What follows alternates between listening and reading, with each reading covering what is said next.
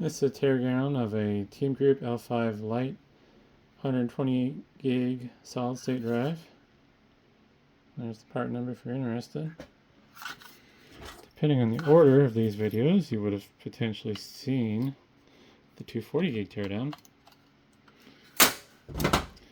My assumption is that this 128 gig version is just going to have less chips, and that looks to be correct.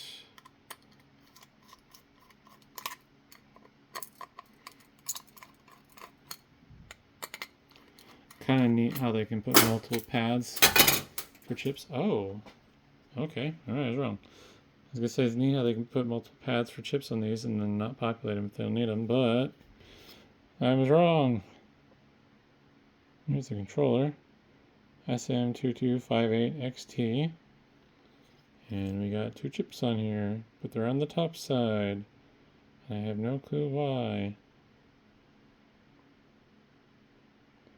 No, don't focus. There you go. Yeah, this side has nothing on it.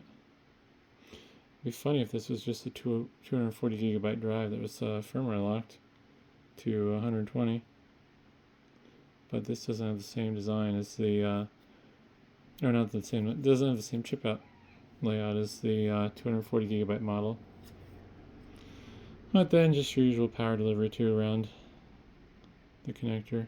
So, interesting enough.